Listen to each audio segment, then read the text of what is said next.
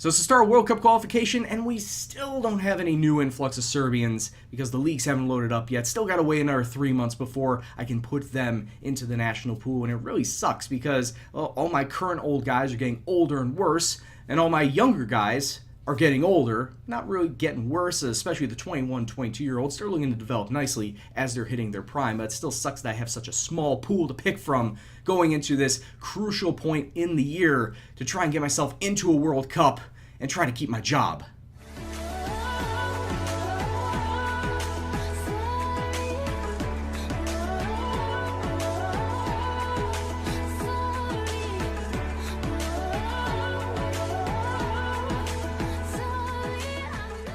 What's up, peoples? It's Gendo here, and welcome back to the International Boys. And as always, if you're still enjoying the series, please do go and drop it a like. And thank you very much for everyone in the comments telling me that I need to be a little bit more conservative when playing against bigger sides.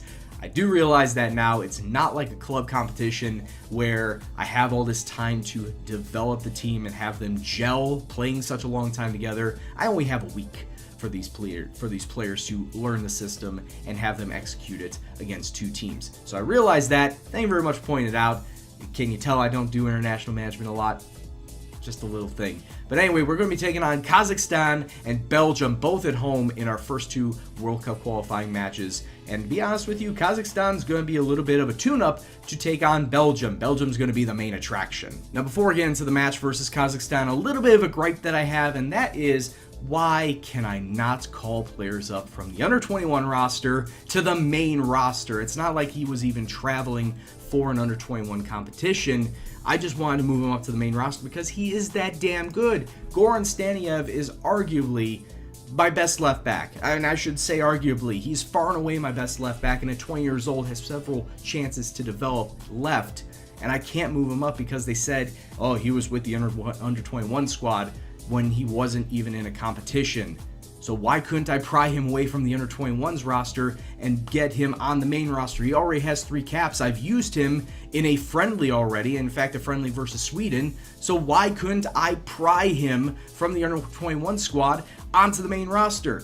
Pisses me off because I want him on my main roster. He can be useful to us. I don't know, whatever. It's just a gripe that I had, and it's really annoying because I would have loved to have given him some first team football, some main national team football. Whatever, just gonna have to deal with it. But anyway, let's get to this undercard match versus Kazakhstan, and how we're gonna line up is this: a 4-2-3-1 with Stefan Milivac in nets. No Predrag today because I want to give the youth a shot. I say that, and then ahead of him, Nikola Maksimovic, who is 33 years old, getting a start here at center back. He's got 32 caps, and his speed is fading, but I do like him for his defensive abilities. 15 in the marking, 14 in the tackling. And then alongside with him, Knizovic, Babic, and Danilovic along the back line. Ahead of that center mid pair of Peter Markovic and Sergey. Ahead of that, 3 attacking mids. We got Kostic, Stankovic, and Zivkovic out on the right-hand side. Yes, Zivkovic can play out on the right in more of an advanced forward. Excuse me, not an advanced forward, an inside forward, much more than a winger out on the left. So I want to try and utilize him moving forward. Maybe that's his better role instead of trying to play him as a winger and getting 6-4s and 6-5s every game. And then, of course, Luka Jovic sitting up top. Hopefully, he can continue with his goal-scoring tally for Serbia. He's got 27 goals.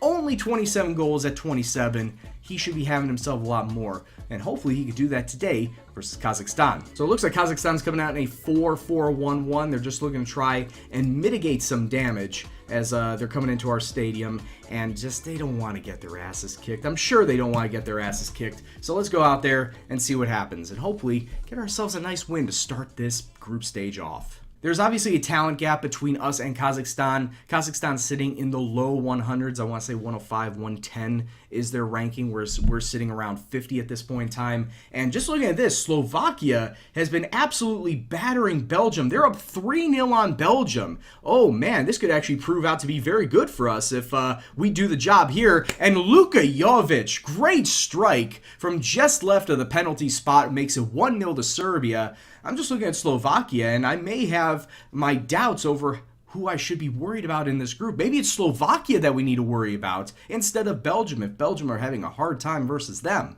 And while we have gotten that goal early on, there hasn't been much of anything else in this first half. A couple of yellow cards for us as we come up to halftime. Maybe we can get ourselves another goal before halftime. Zivkovic throwing in a corner. It falls out to Stankovic, to Sergey at the top of the box, then to Kostic. Filip Kostic. I don't know if that's his first goal for Serbia. It probably is. Oh, it is. It did say that. That was his first goal for Serbia. Good job for Filip Kostic, doubling the lead right before halftime, and we are firmly in control in this match. Yes, having a little bit more possession, but 10 shots, 4 of them on target, absolutely battering Kazakhstan right now. All we need to do is just keep it going, and that's really all I'm going to tell the boys is just keep her going. Very pleased with the performance. Another 45 minutes of this, please, so we can start this group out right. Far cry from the showings that we saw versus Portugal and England, I can tell you that.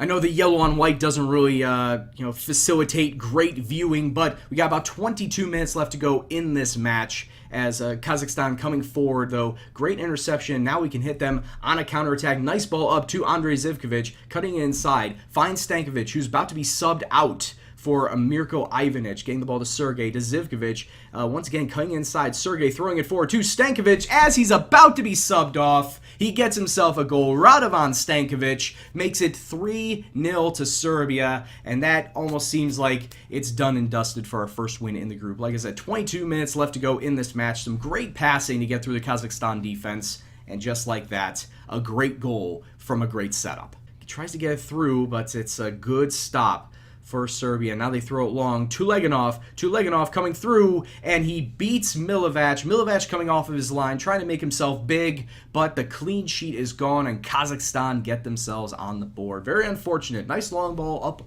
over the top, through the middle. Like I said, Milivac trying to come out, make himself big, and it just went under his arm. 40 seconds left in stoppage time, and, well, is this going to be the obligatory ending highlight, or is there going to be a goal coming out of it? Luka out to Danilovic, does have a couple of red shirts in the box, but nothing eventually comes of it. And yes, it was against a crap team, but a win is a win all the same. A 3-1 absolute demolition job of Kazakhstan, getting all the shots, getting all the possession, and ultimately a good win to start this group out. And how did Belgium do? Belgium lost by the same scoreline, 3-1 to Slovakia. So that, like I said, already off to a good start, a good showing, as, like I said, Belgium might not be the team that we got to worry about in this group. It could be Slovakia, but that all remains to be seen as we got ourselves Belgium coming up in just 3 days' time. And before we do that, since this is the main attraction, let's take a look and see how we're going to be lining up versus Belgium. Cue the graphic. So the formation we're going to use in this match is the 4-3-3-V formation. The back five are going to remain relatively the same as it was versus Kazakhstan. Milivac is going to stay between the sticks. Knizovic, Maksimovic, Babic, and Danilovic along the back line. Our defensive mid is going to be the recently unsuspended Sreten Vjetrovic. I don't know why he was suspended in the first place, probably too many yellow cards, but glad to have him back. And then sitting up front ahead of him, Peter Mitrovic and Nenad Bosanac, getting himself a first-time start. He's usually a super sub, but we'll see how he does as a starter. Out on the wings, we got Filip Kostic and Andrei Zivkovic, and sitting up top, it's gotta be, who else? Luka Jovic. So it looks like Belgium have themselves a 4-4-2 lineup, and there are a few names in there still that you would recognize, like Eden Hazard out there on the left-hand side. He may be 34, but he still looks very good, especially in the technical aspects. Yeah, a lot of good dribbling, a lot of good passing. Got to worry about that. Divock Origi is one of their main strikers sitting up top. He's got 40 goals and 103 caps at 29 years old, looking to be the main man for the Belgium side, looking extremely well. And then Milan Verfaillie, I believe that's how you pronounce it. It's French, Belgian, I don't know. But at 22 years old, he's got 6 goals and 10 caps already for the national team. He's also playing for Spurs, which got a couple of players there myself in Milivac and Luka Jovic. But outside of that, the only other name that I do recognize on this current starting 11 is, of course, the man who can kick between the sticks. And that is, of course, Thibaut Courtois, 139 caps for Belgium. He's the main man, and he's the main man for a reason. At 32 years old, he looks like that he can keep on going. And it looks like that he's not retiring anytime soon, so maybe he could get himself 200 caps by the end of his career. Who even knows? But anyway, boys, let's go out there. I'm expecting you to carry on exactly how we left off from the Kazakhstan match. So let's go kick off and see what happens. And of course, there are a couple of players in here that have less than optimal fitness because, well, they played and I think overplayed during Kazakhstan. Like Zivkovic is on 83, Mitrovic is on 89, Maksimovic on an 86. So it's not ideal, but we need to have this squad out there because it's pretty much our best squad at this point in time. 60 minutes on, ball coming forward. Luka Jovic trying to get around the Belgian defenders. Oh, foul in the box. Ref, thank you. Yes. Finally, we get ourselves a call in the box. A penalty kick given up by Belgium, and Luka Jovic is going to step up to the spot. Can he get it past the big Belgian Thibaut Courtois?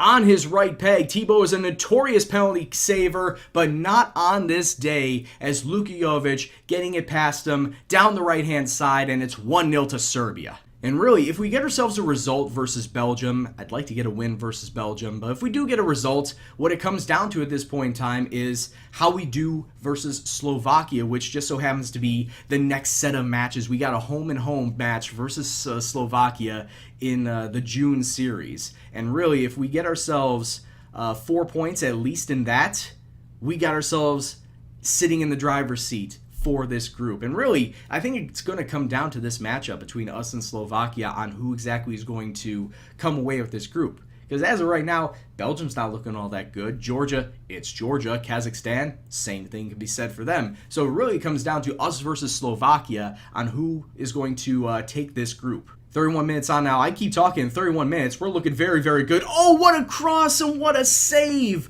Free kick. Side of the box, Zivkovic, he gets it right back, flips into the middle, Bosanac to Luka, to Bosanac, who's getting the shot? Oh, Courtois kicked it into his own net.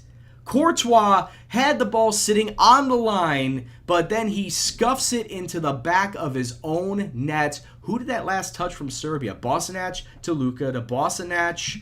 Who was that? Oh, Zivkovic. And that goal should be credited to Zivkovic, but Courtois, he had the grease on his hands. He couldn't hold on to the ball, and it goes into the back of the net, 2-0 to Serbia. Hey, if I'm going to be lucky in this match against a Belgium side that should be doing better than they should, I'll take it. Boys, just keep it going out there. I'm very pleased. Nothing else needs to be said. Second 45, just go out there, do with what you did in the first half, and we should come away with a win versus Belgium.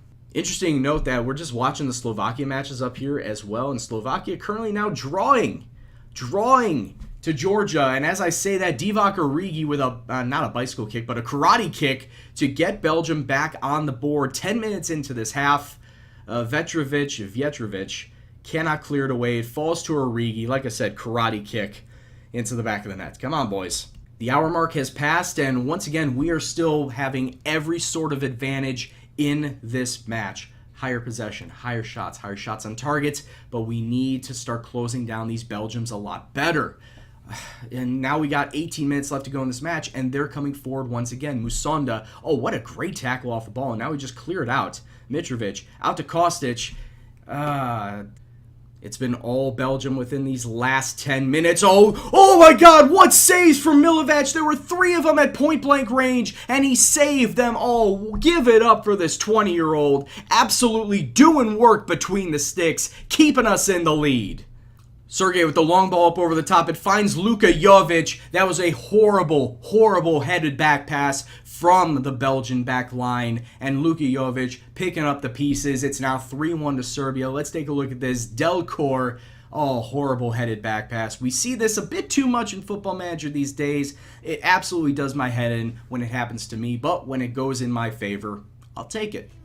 And time is, in fact, ticking away. Only 1 minute of stoppage time on the clock. Referee blows his full-time whistle, and that makes it 2 wins out of 2, especially a win, versus a Belgium side that everyone predicted that they were going to be topping this group. And right now, they are dead last. It's all going to be between us and Slovakia, really, in this next set of matches. A home-and-home in June versus Slovakia, who have also gotten themselves 2 wins. Same goal difference, same goals scored, same goals given up.